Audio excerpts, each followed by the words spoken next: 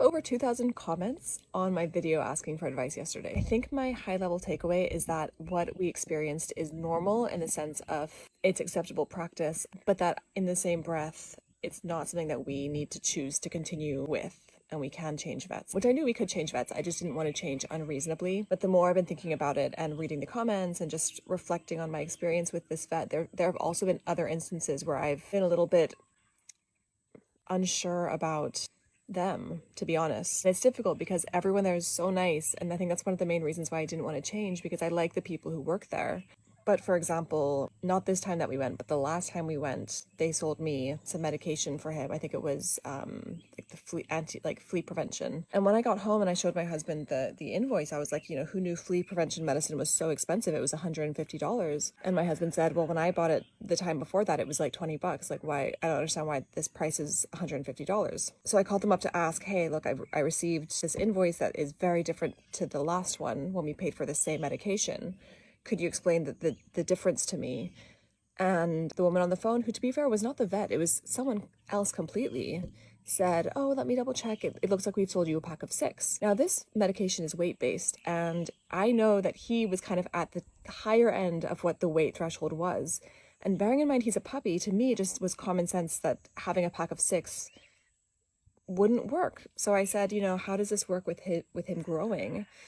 Because he's a puppy right now, surely he's going to outgrow this weight range pretty quickly. And she was like, oh, it's what the vet's prescribed. It should be fine. And I said, but he's going to outgrow this. Do we get a refund on the pills that we don't use?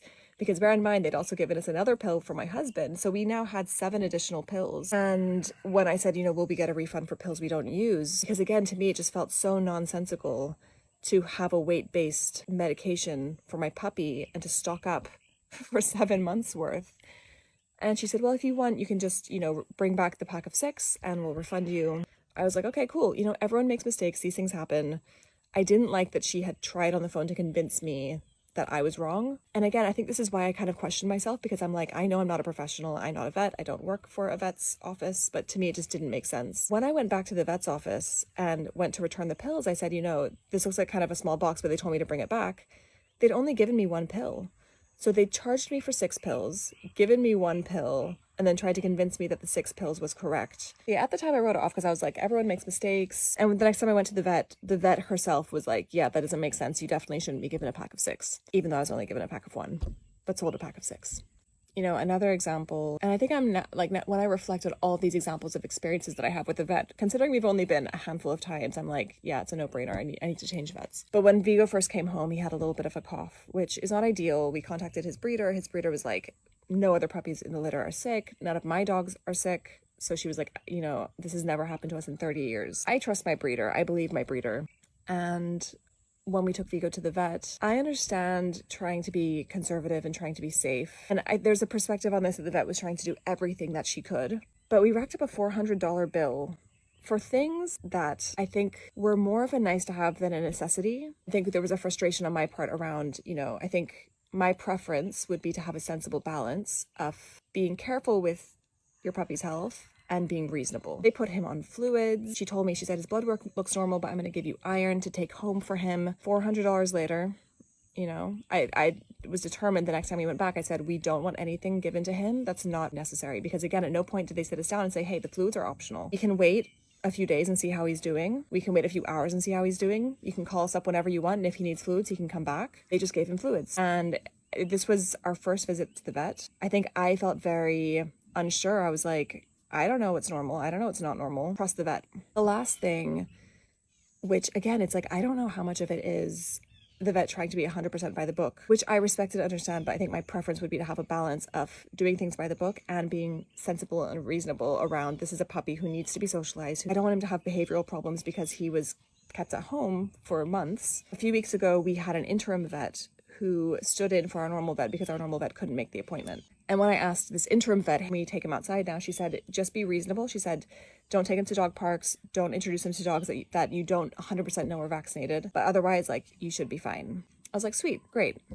This time around, when I saw my normal vet and I asked her, when can he interact with the world more? She said, well, not really until May, middle of May, which would put him at 5 or 6 months old. Again, I understand doing things by the book and being safe. But I also, from what I understand, know that dogs are much more likely to have behavioral problems when they grow up if they're not socialized properly. And so that was my big concern. In reflection and in summary, even me feeling unsure about my vet, I should have changed immediately. Honestly, after the first visit, I was feeling a little bit unsure, and things have just kind of progressed to a point where I'm going to change vets. I'm sure I'm going to get people commenting on this saying, yeah, your dog shouldn't be outside until they're 6 months old. It's good that she sold you $400 worth of stuff. And as a side note on that, when we saw this interim vet, she looked at what he'd been given and she was like, wow, they really gave him a lot of stuff. The subtext that I read into that statement was the vet maybe went a little bit overboard and gave you a lot of stuff. And as a side note, when our main vet found out that we weren't insured, she definitely dialed back what she prescribed. But again, for me, it's like, I want you to give the dog what he needs, not go over the top because you know we're insured, or go under because you know that we're not. I just want what he needs. I think we should have been given the choice and been explained to what the options and potential outcomes were. I feel like there's been a lack of communication. On a side note, I didn't even know that fare-free vets were a thing until my post yesterday, which is another reason why I'm so grateful for this TikTok community, is that like the information sharing is incredible. So I'm going to see if I can find a fare-free vet near us. Thank you so much for everyone who took the time to comment and make video responses.